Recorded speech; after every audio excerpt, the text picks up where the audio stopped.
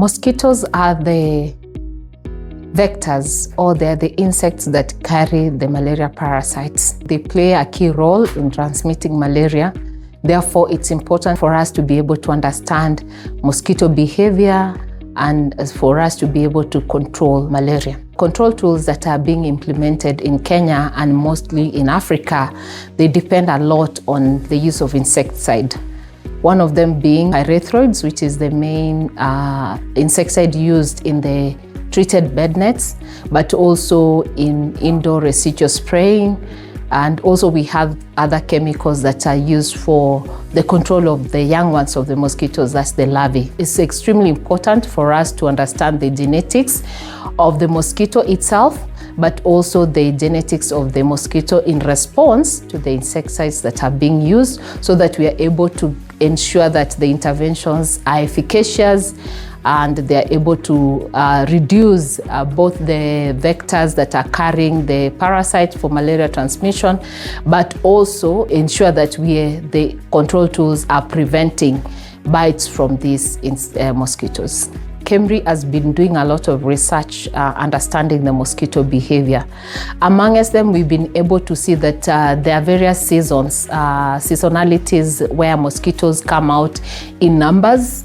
So we have maybe during the rain season and after the short rains, you'll find that we're getting more mosquitoes coming out, but also these climatic conditions also contribute to the type of species of mosquitoes that we find. Having diversity of these mosquitoes, such as Anopheles stephensi, which has been reported in Kenya, raises concerns, meaning then as researchers, we need to be very proactive by doing active surveillance and also being able to understand where are the transmission hotspots of both the disease, malaria, but also the habitats where these mosquitoes are, so that we are able to implement the interventions effectively and more so advise our communities on what to do during those seasons when mosquitoes are out in abundance. On this World Malaria Day, which states now we can and now we must, it's important that we put our heads together and we bring all forces together to end this disease. We've seen elimination in various countries, not some of them being part of Africa, which shows that it's possible to end this disease or to eliminate it from our continent.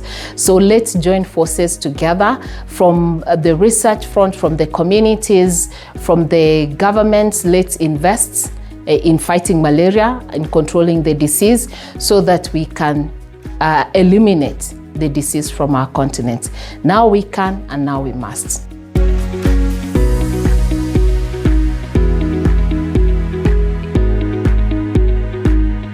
This year's theme, Now We Can, Now We Must, is very crucial since it's a turning point for the country with regards to malaria treatment.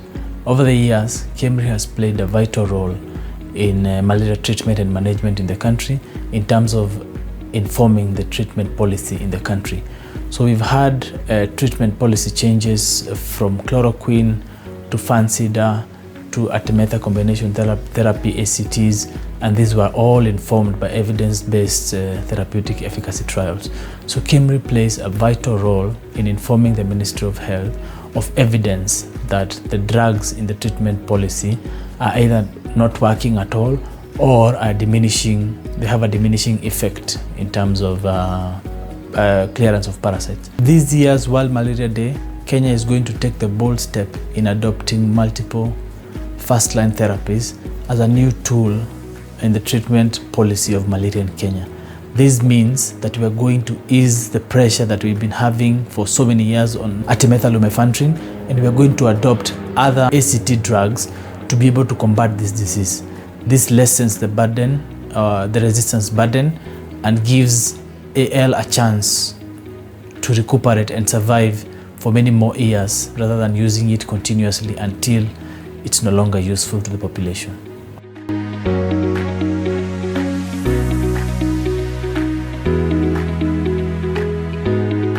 In Kenya, as we all know, malaria is a big problem, and we are currently being faced by several issues that are trying to erode against when it comes to malaria control and in our journey towards malaria elimination and eradication.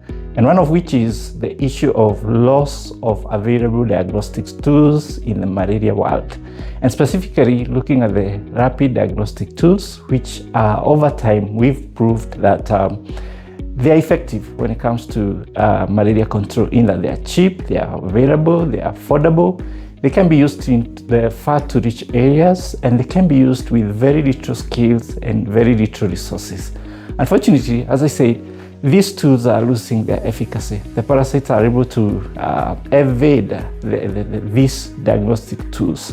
And this is dangerous in that you will have population that is infected, but our available tools cannot be able to pick those individuals. And for that, they will miss diagnosis, they will miss treatment, and this may lead to loss of lives or even severity due to malaria. As an institute, we are in the business of trying to, first of all, quantifying this burden, being able to tell how far is this problem spread over our malaria endemic regions.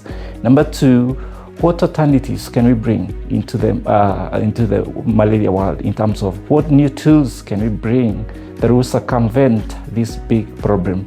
And number three, we also want to tell the world what can we do to slow, even if we're not able to bring these tools so fast, what can we do to slow the spread of this resistance by the parasites to the diagnostic tools.